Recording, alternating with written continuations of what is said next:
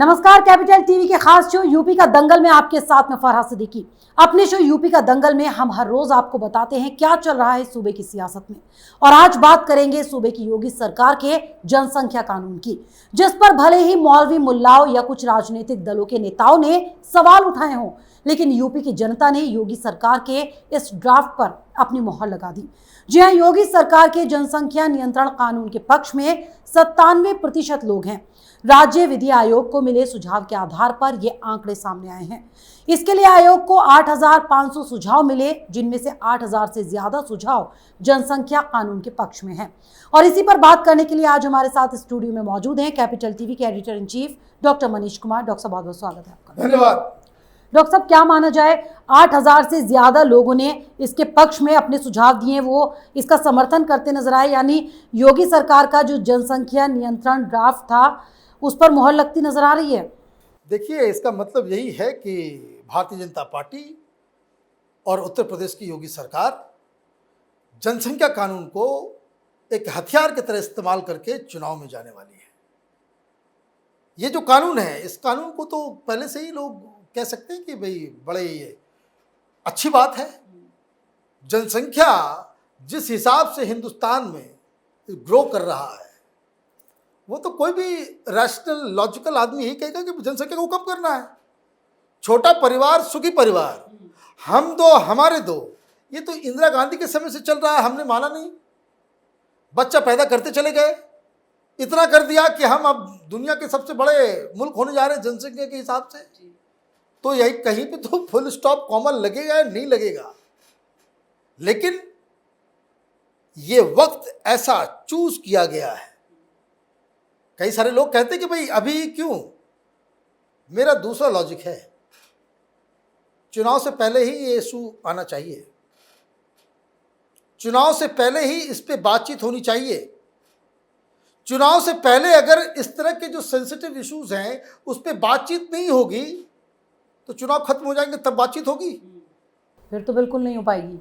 इसका मतलब तो यही ना, जो लोग डेमोक्रेसी में बिलीव नहीं करते, जिनको जनता के विजडम में विश्वास नहीं है, वो टाइमिंग पर सवाल उठाते हैं। तो चुनाव के समय ही तो इस तरह के मुद्दों के ऊपर बहस होगी। और इसमें जो सबसे बड़ी बात है वो ये है कि सरकार इस तरह के कंट्रोवर्शियल मुद्दे को लेकर के जनता के बीच जाएगी, वोट मांगेगी, विपक्ष अपना रुख साफ करेगा और जनता का जो फैसला होगा वो मान्य होगा। तभी तो डेमोक्रेसी है जी। तो ये दिल्ली में बैठे हुए जो थर्ड ग्रेड ये जो लुटियन गैंग का पत्रकार लोग हैं, ये दलाल मीडिया, ये सवाल उठाना चालू कर दे, भाई ये तो टाइमिंग गड़बड़ है। अरे टाइमिंग इसी समय होना चाहिए, चुनाव के दौरान ही सारे सेंसिटिव कंट्रोवर्शियल मुद्दों के ऊपर खुली बहस होनी चाहिए, तब तो डेमोक्रेसी का मतलब है। आप क्या चाहते हो कि चोरी चोरी चुपके टैक्टिकल वोटिंग, जाति के नाम पे, इसके नाम पे, उसके नाम पे, उसको हरा दो, उसको जिता दो, वहां पैसे खिला दो, वहां ये कर दो, ये डेमोक्रेसी है? और ये तमाम ये लोग जो पत्रकार हैं, ये जो पॉलिटिकल पार्टीज हैं जाति के नाम पे चलाने वाले, ये जो भ्रष्ट परंपरा जो 70 साल से जो राजनीति में चल रही है, उसका खत्म होना अत्यंत ही आवश्यक है। और चुनाव के दौरान ही जितने कंट्रोवर्शियल मुद्दे जो हैं उस पे वोट मांगने की हिम्मत हर पार्टी में नहीं है, होनी चाहिए। यही होनी चाहिए। तो अब ये काम तो बड़ी ही सफाई से किया गया कि आपने ऐन वक्त पे, देखिए दो चीजें हुई हैं। एक तो असम में सेम कानून लगाया गया, और मैं आपको बता दूं ये कानून जो यूपी में आ रहा है ऑलरेडी कई राज्यों में लगे हुए हैं, 6-7 राज्यों में, जिसमें कांग्रेस पार्टी के भी राज्य हैं, उसमें वहां पे ये कानून ऑलरेडी लागू है। असम में चुनाव जीतने के बाद भारतीय जनता पार्टी ने इस कानून को लागू किया।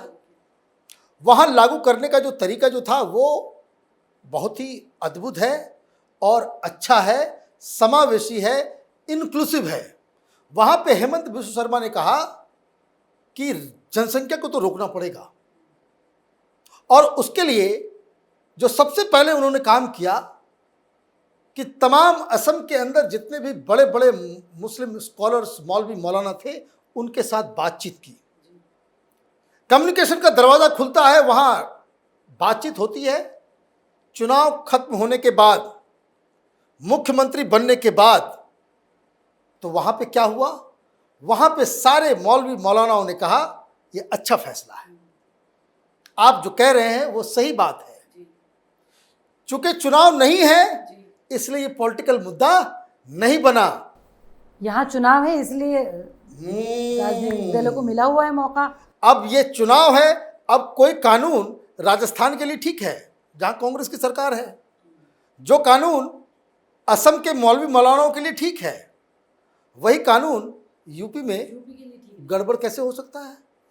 तो जो लोग गड़बड़ कह रहे हैं, जो टाइमिंग पे सवाल उठा रहे हैं, वो राजनीति कर रहे हैं। डॉक्टर साहब, अब उन लोगों पर भी तो सवाल उठ गए क्योंकि जनता ने खुद जवाब दे दिया। इतने बड़े तादाद में लोगों ने जिस तरह से समर्थन किया है इसका, तो जो विरोध कर रहे थे अब क्या करेंगे, कैसे करेंगे राजनीति? अब देखिए, कोई भी कानून आता है, हिंदुस्तान की सिस्टम में ये प्रक्रिया नहीं है कि आप जो है राय मशवरा करें। डेमोक्रेसी में नहीं होता।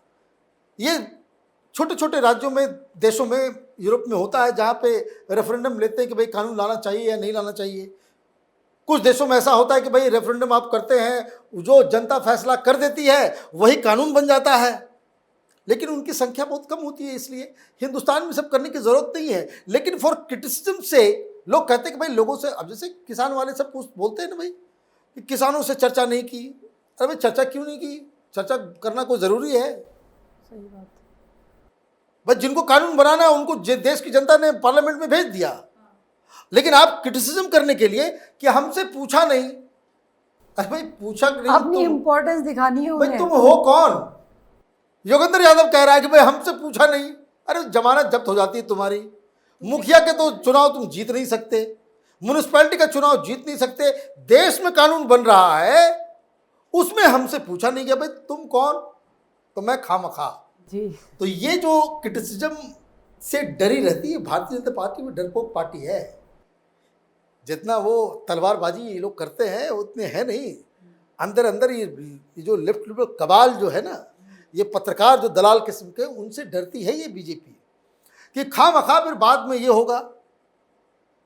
भाई हेमंत बिस्वा शर्मा ने क्या इस तरह का सर्वे किया? नहीं किया, और किसी ने सवाल नहीं उठाया क्योंकि वहां पे चुनाव, अब यहाँ पे चुनाव आ गया और योगी जी ने कह दिया कि भाई हम जनसंख्या कानून लाएंगे। सब लोगों ने कहना चाहिए ये एंटी मुस्लिम है, मुसलमानों को टारगेट किया जा रहा है। अरे भाई मुसलमानों की भलाई है इसी में। छोटा परिवार होगा, महिलाएं भी स्वस्थ रहेंगी, सुखी से रहेंगी, और सरकारी योजनाओं का भी फायदा मिलेगा। अरे फायदा अब तो अभी मिल रहा था जी, अब तो नया कानून आ रहा है कि फायदा नहीं मिलेगा। अब और अच्छी सुविधाएं मिलेंगी ना। तो उसमें सुविधाएं, भाई रिसोर्सेज अगर आपके पास 100 रुपए है, 3 आदमी में बांटना है, और 100 रुपए हैं और 20 आदमी में बांटना है, तो किसमें लोग ज्यादा खुशी रहेंगे? तीन आदमी वाले में सिंपल सी लॉजिक है। लेकिन अब चूंकि ये मसला हिंदू मुसलमान का आ जाता है, हिंदू मुसलमान का मसला नहीं है। ये बार बार ये जो जेएनयू वाले, ये जो टुकड़े टुकड़े गैंग वाले, ये जो आंदोलन जीवी वाले, ये शाहीन बाग वाले, अफवाह गैंग जो हिंदुस्तान के अंदर में है, वो उसको हिंदू मुसलमान बताता है।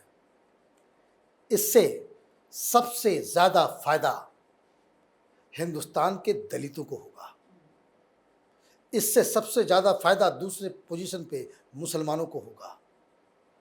जनसंख्या के ग्रोथ का एक ही मापदंड है, जहां एजुकेशन नहीं, जहां महिलाओं को आज़ादी नहीं, जहां गरीबी है, वहां जनसंख्या का रेट जो है वो ज़्यादा होता है। लेकिन अब इनको करनी है राजनीति, और इसलिए सारे लोग जो है इसके विपक्ष में आ गए। लेकिन कब तक ये करते रहेंगे, कहाँ तक बचते रहेंगे?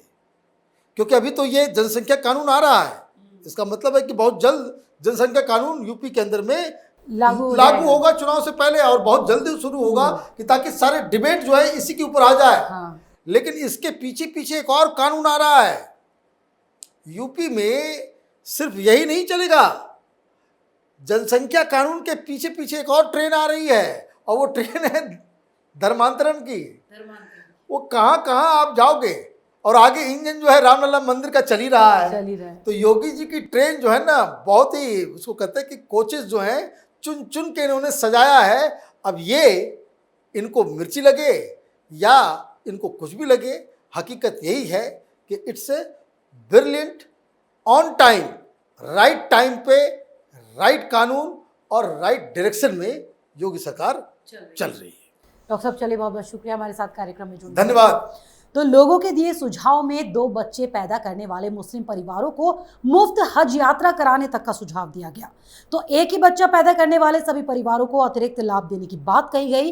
साथ ही 2 बच्चों वाला कानून तोड़ने वालों को राशन तक ना दिए जाने की सिफारिश भी इसमें शामिल है। फिलहाल आयोग लोगों के दिए हुए सुझाव पर मंथन कर रहा है और इस पर बनाया गया प्रारूप शासन को सौंपा जाएगा, जिसके बाद योगी सरकार इस पर अपना आखिरी फैसला लेगी। वैसे तो यूपी की जनता ने अपने सुझाव के जरिए ये बता दिया कि वो योगी सरकार के साथ है। तो अगर आपको हमारे प्रोग्राम पसंद आया तो इसे लाइक करें, शेयर करें और उत्तर प्रदेश चुनाव से जुड़ी हर खबर को जानने के लिए कैपिटल टीवी के साथ साथ कैपिटल टीवी उत्तर प्रदेश को सब्सक्राइब करना ना भूलें।